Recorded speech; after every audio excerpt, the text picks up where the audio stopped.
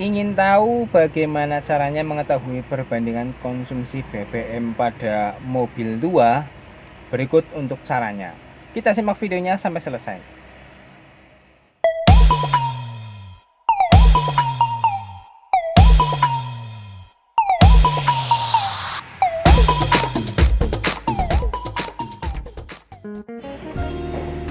Assalamualaikum warahmatullahi wabarakatuh. Bismillahirrahmanirrahim. Allahumma sholli ala sayyidina Muhammad wa ala ali sayyidina Muhammad. Semoga kita semua dalam keadaan sehat walafiat dan selalu mendapatkan ridho serta hidayah dari Allah Subhanahu wa taala. Yang sedang sakit semoga segera disembuhkan, dan jangan lupa kita tetap bersyukur dalam segala kondisi dan selalu beribadah dengan rajin, istiqomah, berikhtiar untuk masa depan yang lebih baik. Kembali dengan Auto Ngapak Channel. Kali ini saya mau memberikan beberapa tips atau cara untuk mengetahui berapa sih perbandingan konsumsi BBM pada mobil tua, khususnya adalah mobil varian Suzuki Carry. Karena ada pertanyaan dari salah satu penonton setia Auto Ngapak Channel, yang isi pertanyaan adalah intinya menanyakan bagaimana cara mengetahui perbandingan konsumsi BBM pada mobil Suzuki Carry Futura 1300 cc. Berikut untuk sarannya ya. Sebelumnya perlu kita ketahui bersama, kalau mobil yang kekinian, mau tunyar, mobil yang tumbasnya anyar, ya, mobil tahun sekarang itu sudah ada indikator konsumsi BBM dan ditaruh di speedometer. Tapi kalau mobil tua itu nol, tidak ada tidak ada pengaturan indikator tersebut. Apalagi untuk mobil yang masih menggunakan karburator. Cara yang pertama harus kita lakukan untuk mengetahui berapa sih perbandingan konsumsi BBM pada mobil tua, khususnya adalah mobil Suzuki Carry. Saya praktek menggunakan mobil Suzuki Carry Futura 1300 cc minibus tahun 94 ya. Masih menggunakan karburator, kemudian pistonnya kalau nggak salah itu oversize nya baru 50 ya, kalau saya nggak salah ya, baru 50 oversize nya. Kemudian karbunya masih standar, repair kitnya baru, tapi saya jalannya di perkotaan, dalam kota, stop and go nya banyak karena lampu merahnya banyak sekali.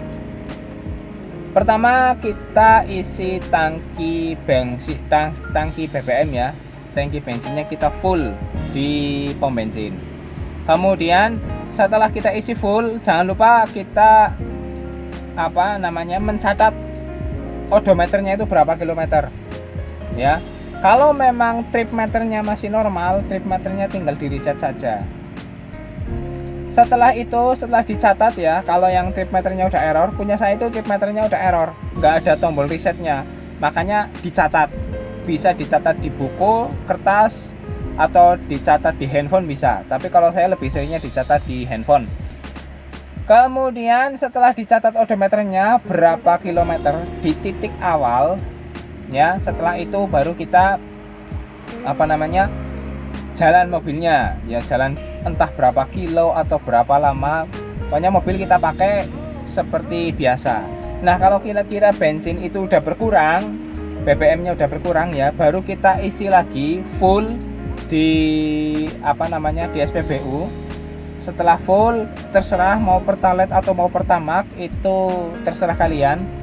Setelah di full, jangan lupa minta nota kepada petugasnya, minta nota pembelian kepada petugasnya, dengan maksud dari nota tersebut kita mengetahui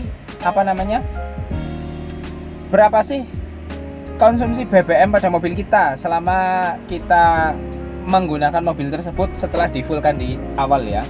Kemudian pada saat ngomongnya angel ya, setelah di full kemudian minta nota pembelian. Setelah minta nota pembelian, kita kan bisa melihat berapa sih bensin atau konsumsi BBM yang kita pakai, yang kita gunakan selama kita melakukan perjalanan. Nah, sekarang kita mau tunjukkan bagaimana cara menghitung perbandingan bensinnya antara jarak yang kita tempuh, kemudian berapa konsumsi BBM yang kita gunakan. Nah teman-teman, ini untuk contohnya ya, saya seringnya itu menghitung yang ini. tinggal kita hitung saja odometernya berapa, karena trip meternya kita udah nggak ada tombolnya untuk reset, jadi kita tinggal menghitung ininya saja. Itu seperti itu ya. Kemudian ini ya, kemarin baru di fullkan tapi lupa nggak ngehitung, dan ini masih ada sisa segini lah. Nah ini teman-teman, sudah saya hitungkan kemarin ya. Ini pengisian BBM terakhir yang menggunakan nota. Sebenarnya setelah ini saya beli BBM lagi, tapi nggak pakai nota, nggak minta nota ya. Jarak akhirnya itu adalah 391.599 km. Nah itu untuk jarak akhir pada saat pengisian di SPBU yang menggunakan nota ini. Kemudian awalnya, jarak awal yang saya catat itu adalah 391.379 km. Setelah ini dihitung ya, jarak akhir dikurangi jarak awal, di sini muncul 220 km. Jadi pada saat saya mengisi BBM itu saya telah melakukan perjalanan sepanjang 220 km. Nah, dari 220 km ini saya beli BBM itu konsumsinya adalah 23,14 liter. Ini notanya. Ya. Ini notanya 23 pakainya pertalit ya, 23,14 liter. Jadi untuk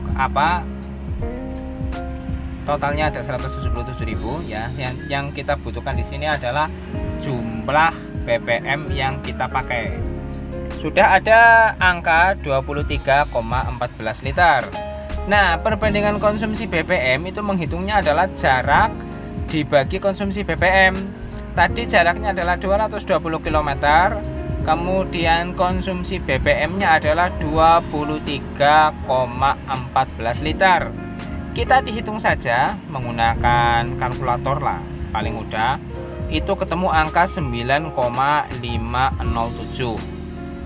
Sehingga mobil yang saya punya itu perbandingan konsumsi BBM-nya adalah 1:9,5 liter. Untuk mobil Suzuki Carry Futura 1300 cc karburator, mesinnya overseas 50, kemudian tahunnya tahun 94, mobil yang sudah lama sekali.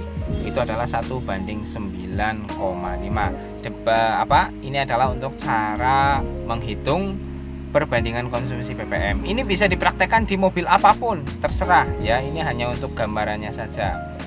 Gitu. Nah teman-teman, tadi kita udah lihat bagaimana proses penghitungannya. Jadi ini bisa dipakai oleh teman-teman semuanya untuk menghitung konsumsi BBM teman-teman sendiri. Nah, apabila mobil atau kendaraan yang lainnya, kendaraan baik mobil ataupun motor, ternyata itu speedometernya udah mati, bagaimana cara menghitungnya? Itu masih bisa. Kita bisa menggunakan aplikasi Google Map ya. Titik awalnya di mana misalnya ya, kita di Purwokerto nih. Titik awalnya kita di SPBU Purwokerto di Kalibogor. Kemudian kita ngisi lagi di SPBU Pagraji. Jaraknya antara SPBU Kalibogor dengan SPBU Pagraji itu adalah 10 km kurang lebih. Nah, dari 10 km tersebut berapa konsumsi BBM yang kita punya? Kalau ternyata di situ konsumsinya 1 liter, berarti kita bisa menghitung bahwa konsumsi kendaraan kita adalah 1:10 itu. Nah, kemudian ketika ada yang bertanya lagi, loh kok Suzuki Futura kok boros? Nah, karena apa? Medan yang saya lalui dalam aktivitas sehari-hari itu ada tanjakannya ya, nanjak juga. Kemudian ini mobil untuk harian, otomatis kalau mobil untuk sehari-hari itu kan banyak stop and go, lampu merahnya banyak ya. Misalnya sekarang untuk masuk ke kota Purwokerto aja itu kan lampu merahnya udah banyak banget ya, sehingga mobil ini memang agak sedikit boros. Nah, karena apa?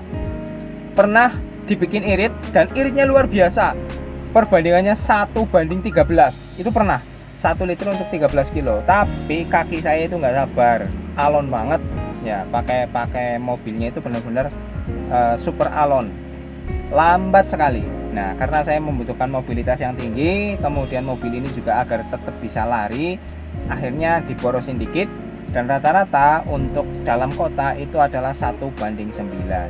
Repotnya seperti ini, kalau dibikin dibikin irit, kebetulan medan yang saya lalui itu ada tanjakannya, itu nanti kasihan di tanjakan, bisa mesinnya ngeklek. Bahkan pernah tak coba tak bikin irit, yaitu yang 1:13 itu di tanjakan itu nggak kuat, benar-benar nggak kuat, ngadat lah istilahnya.